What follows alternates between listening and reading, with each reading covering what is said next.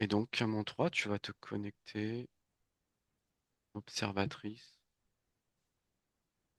des énergies de l'été. Un, 2, 3. Qu'est-ce que tu vois?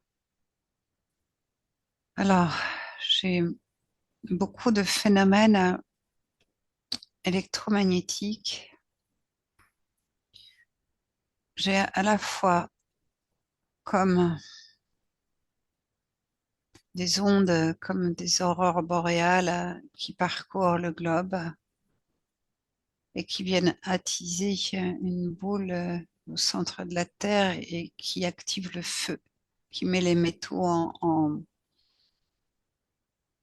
en ébullition. Je ne sais pas comment dire. En tout cas, ça active le feu intérieur. Et ce que je vois, c'est que ça crée un champ de force à la surface de la croûte terrestre et ça crée des fissures un peu partout au niveau de la croûte terrestre. Et je vois ces espèces de, en même temps, parallèlement à ça, je vois des espèces de boules d'énergie qui circulent partout très très très vite à grande grande vitesse. C'est des boules lumineuses, couleur dorée, qui se déplacent presque de manière comme si c'était par intrication quantique, comme si elles recevaient un signal, elles apparaissent, elles disparaissent. Ça va très très vite. Est-ce que c'est un phénomène naturel ou est-ce que c'est un phénomène artificiel?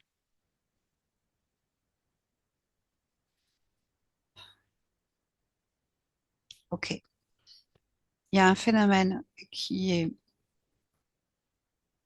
potentialisé et qui vient d'un phénomène extérieur à la planète qui est un changement de fréquence, comme si c'était un changement de fréquence du tissu même de l'espace qui nous entoure, avec des frictions de particules très très fortes qui s'accélèrent et qui se densifient tout autour de la Terre et ça augmente le champ électromagnétique autour de la Terre et c'est ça qui crée ces espèces de décharges énergétiques qui viennent parcourir la Terre comme ces phénomènes d'aurore boréale que je vois partout.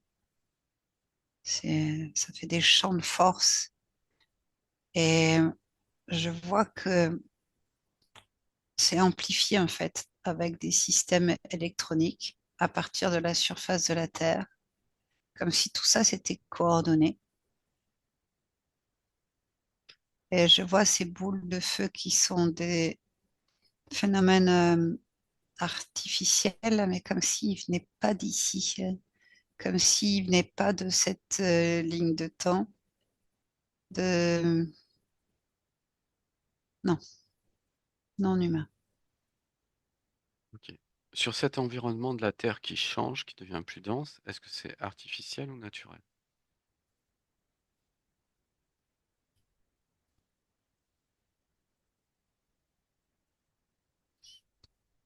Si on dit que c'est naturel, c'est que la Terre est soumise à des perturbations qui sont des convergences électromagnétiques liées à une modification même de, de la structure du tissu, je ne sais pas comment l'appeler autrement, du tissu De l'espace-temps? de l'espace-temps actuel. Et la Terre est en réaction à ça, mais c'est comme si artificiellement parlant, c'était amplifié. Ok. Pourquoi est-ce qu'il y a cette transformation de l'espace-temps? Observe. Là,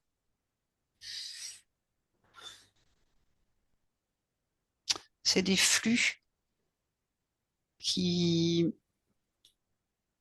qui convergent. c'est un phénomène qui touche toute notre partie du système solaire, en tout cas de la galaxie plutôt, et ça touche tout notre système solaire, mais pas que notre système solaire. Je vois qu'il y a d'autres systèmes solaires qui sont touchés, affectés, et il y a une modification de, de l'espace-temps. C'est comme si on rentrait dans une frange. Ouais, c'est ça. C'est comme si notre système solaire rentrait dans une frange du système galactique qui n'est pas parcourue par les mêmes fréquences et que du coup, ça modifie complètement la ligne de temps dans laquelle on est. Ça crée un flottement, un trou. C'est pas un trou noir, mais c'est comme si c'était une chute des fréquences et une modification totale de l'espace-temps dans lequel on se trouve. C'est comme si l'espace-temps de notre ligne de temps actuelle s'effondrait. Ok.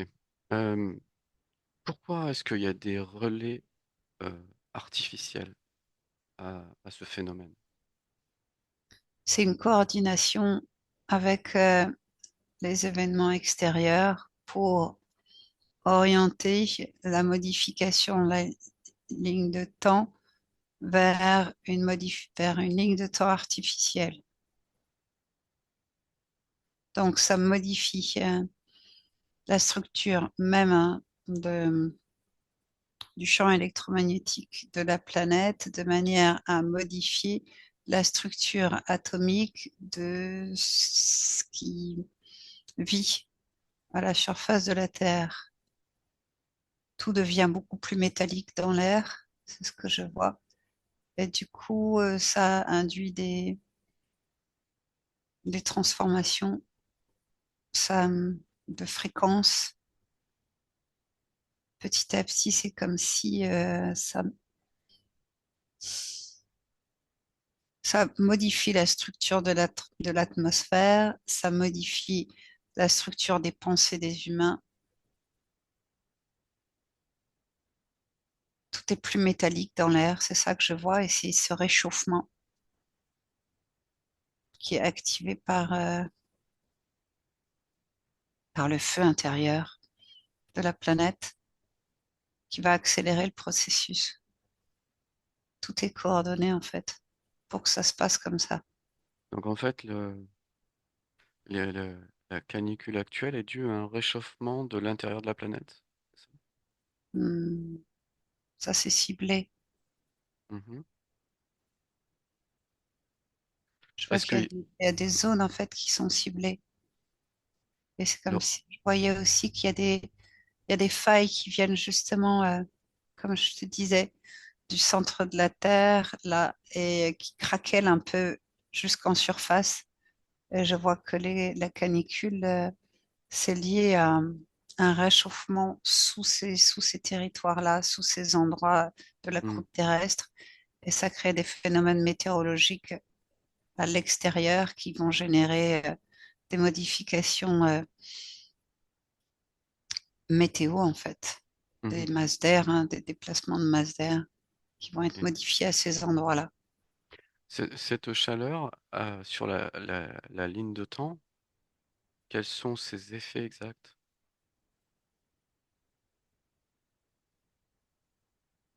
Ça accélère un processus qui est en cours de transmutation Mutation de quoi? Et de de la qui? vie, de De la la vie. vie? De Oui, toute la vie sur la Terre? oui. C'est une modification, c'est une adaptation massive, c'est-à-dire générale.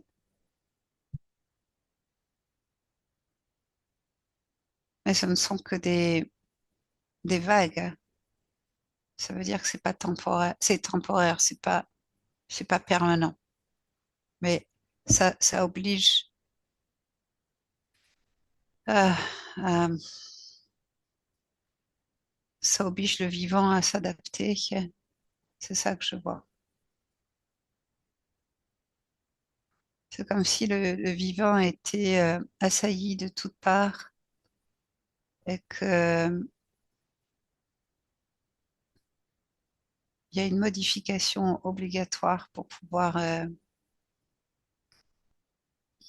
continuer Ok. pour Est-ce que l'humain. est-ce que ces modifications vont être plutôt une expansion du vivant ou plutôt... Pas encore. Pour l'instant, c'est ce feu, en fait, cette énergie feu va continuer de contracter. Et ça va créer encore plus de tension. Et plus il y a de feu, en fait, plus il y a d'énergie je vois de, de destruction, d'explosion. C'est pour ça que l'air devient électrique. En fait, il est chargé de plus en plus de métaux, de particules ionisantes qui, euh, qui créent de l'électricité, des tensions, en fait. Ça Donc devient de plus en plus électrique entre les gens. Tout devient électrique, en fait. C'est-à-dire que la polarité magnétique de l'humanité qui donne ce... Oh, oui, ça y est, je l'ai, la reliance avec le magnétique qui donne la partie, comment je pourrais dire, liée à l'eau, liée à tout ce qui va être énergie euh, du principe féminin sur Terre et tout ce qui apporte la vie. Et ben, en fait, c'est comme si elle était, pour l'instant, cette énergie, elle est complètement étouffée par l'énergie feu qui brûle tout. ok, donc pour l'instant, c'est une contraction. Ouais. Ok.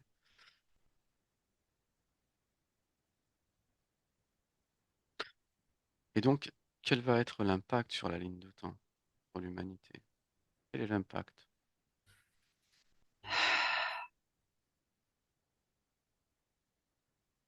Il y a ce que, il y a ce que nous, on perçoit à notre échelle et il y a ce que je perçois en étant complètement en dehors de notre ligne de temps quand je vois notre système solaire et d'autres systèmes solaires rentrer dans cette frange, ce cadran de la galaxie où les champs sont plus du tout, les champs énergétiques sont plus du tout les mêmes et donc il y a une bascule de la ligne de temps ils essayent de la récupérer en fait, ils jouent contre la montre pour essayer de la récupérer à tout prix.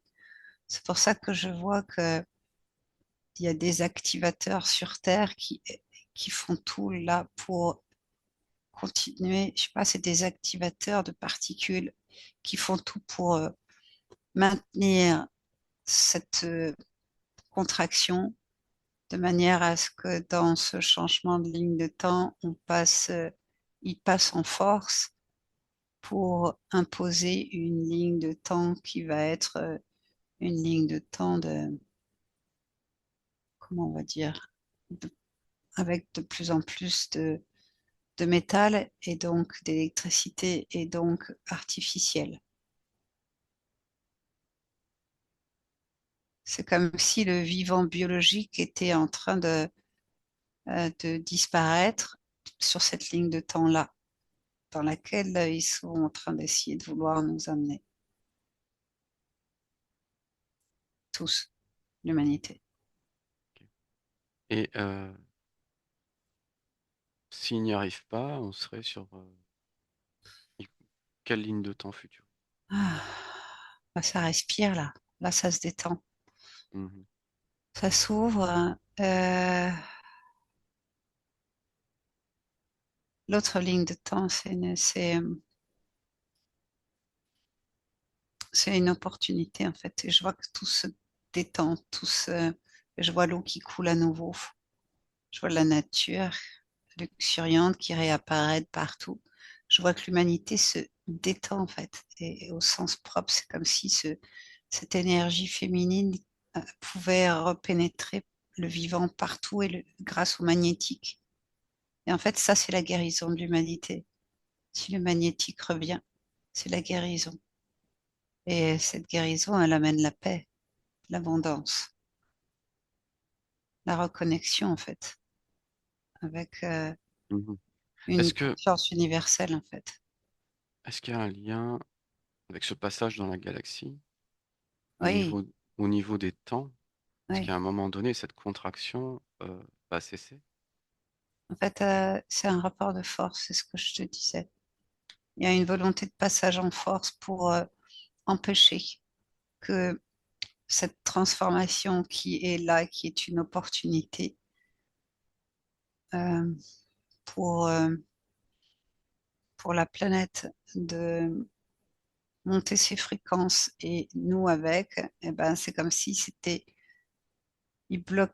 bloqué artificiellement, alors que c'est un processus naturel d'évolution. Je suis Je sais pas d'accord. si c'est clair. Oui, mais le passage dans ce point de la galaxie a quand même tendance à contracter aussi, si j'ai bien compris. Non, ça crée des frictions, ça crée des champs de force, Oui. et c'est comme si depuis, je sais pas, il y a des espèces de dispositifs que je vois partout, et dans le ciel, et sous terre, et sur terre, qui envoient des faisceaux d'ondes qui se répercutent partout à la surface de la Terre pour créer un blocage, Mhm. un blocage de ce passage-là pour empêcher que cette énergie magnétique puisse pénétrer. Très bien. Maintenant, si tu observes les boules d'énergie Ouais. décrivées, qu'est-ce que c'est que ces boules-là? Ah, c'est des boules intelligentes. Vivantes? Oui, c'est des consciences pures. Qu'est-ce qu'elles font alors? Elles sont pas de cette ligne de temps, elles sont pas de cette fréquence. C'est je les vois apparaître, disparaître, et si j'arrive à en capter une, c'est c'est des consciences qui appartiennent à des êtres qui sont plus avancés et évolués que les êtres qui sont ici à la surface de la Terre actuelle. Et ils sont à la fois en observation et je vois que ils interagissent avec ce qui se passe. Est-ce que c'est plutôt bienveillant pour l'humanité? Oui, D'accord. c'est pour sauver l'humanité, ça. C'est pour sauver la vie sur Terre.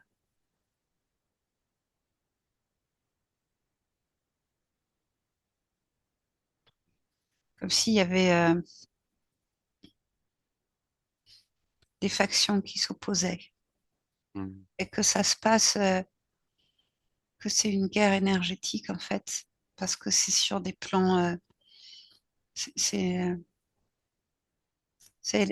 ils maîtrisent tout ce qui est déplacement des forces électromagnétiques. Je ne sais pas le dire autrement parce que j'ai pas les mots. Et donc ils savent jouer avec ça. Et c'est comme si ce magnétique et cet électrique s'opposaient comme deux forces contraires qui appartiennent à des êtres qui sont pas sur ce plan, mais qui veulent conserver ce plan terrestre tel qu'il est pour certains et d'autres le faire évoluer. Pour ceux qui œuvrent à rendre donc cette humanité plus métallique, moins féminine, quel est l'intérêt pour eux de faire ça? Le contrôle total à la vie artificielle, le fantasme d'une vie gérée par des machines. Quoi? Et plus de biologie en fait, Quoi? parce que la biologie n'est pas contrôlable, parce qu'elle est aléatoire dans son évolution.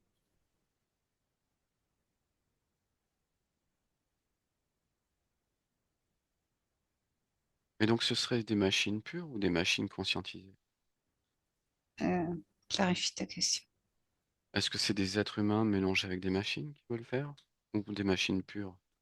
Ouais, ils s'en fichent. De toute façon, à long terme, c'est qu'un monde de machines. Les humains sont juste Et qu'est-ce que des, qu'est-ce que c'est? des ressources énergétiques pour Oui. alimenter leurs machines à long terme. Et qu'est-ce qu'elles leur apportent, ces machines, À qui? à ces personnes qui veulent créer ce monde-là? Hmm. Ils sont dans une illusion de croire qu'ils pourront, eux, ils ont été manipulés. Et c'est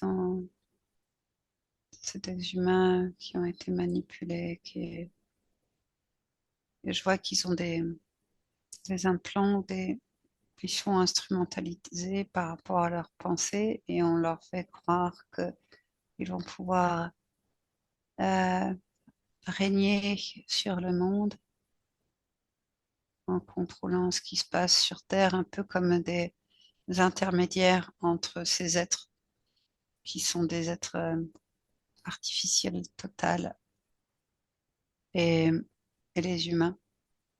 Et c'est comme s'il y avait des êtres humains qui avaient été élus, entre guillemets, pour pouvoir diriger la population sur Terre. Et eux, ils se sentent, c'est comme s'ils étaient pétris d'ego.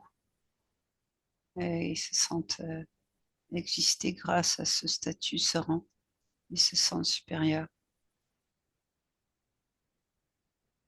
Mais dans cette configuration, il restera quand même des humains humains.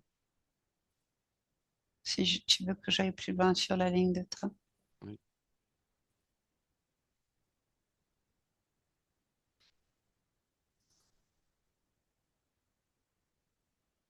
je vois que c'est inversé avec les robots actuels.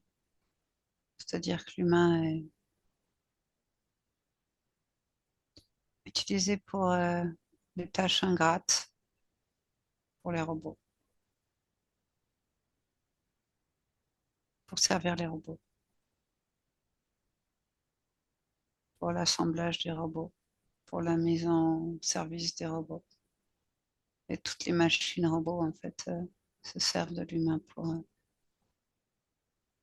des actions qu'elles n'arrivent pas à réaliser. Euh, L'humain devient une interface énergétique qui est utilisée par les machines. Ok. Si tu observes la situation des lignes de temps, est-ce que l'humanité actuellement a des actions à faire pour faire pencher la balance? Ouais. Je vois l'eau. Je vois l'eau, mais au sens, je sais pas, il y a quelque chose qui me touche, qui est émouvant, qui est sacré dans l'eau. C'est comme si j'étais connectée à cette nature-là vivante qui me parle, euh, comme si c'était le principe même de la création sur notre planète et que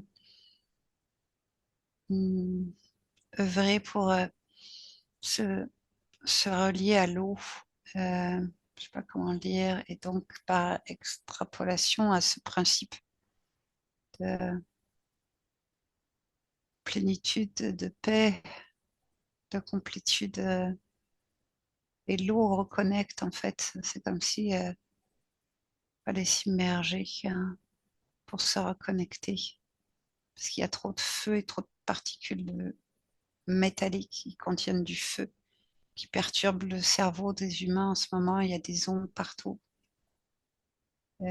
Comme si le seul antidote, c'était l'eau. Est-ce que ça peut vouloir dire prendre des bains, des douches plus souvent Ah oui, le plus souvent possible, mais c'est aussi aller nager, s'immerger complètement, dans la n'importe mer, où, en n'importe mer, où, n'importe où? n'importe où, s'immerger en fait.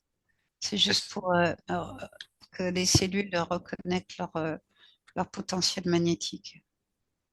Et la boire plus, est-ce que ça a un effet? Oui, attention à ce que les humains boivent. Boire plus d'eau. L'eau est chargée de particules qui sont potentiellement toxiques à l'ingestion. Donc quel type d'eau boire? Ah, je vois une eau qui est purifiée, qui est réénergétisée. Euh, L'intention, oui, je vois ça. L'intention, poser l'intention sur l'eau qu'on boit. Et je vois que tout de suite, ça transmute l'énergie de l'eau. L'intention, une intention d'amour. Je vois quelque chose de mettre l'intention de pureté, immaculée. Je vois que ça transmute tout de suite. Avant de boire, c'est comme si on devait s'adresser à l'eau.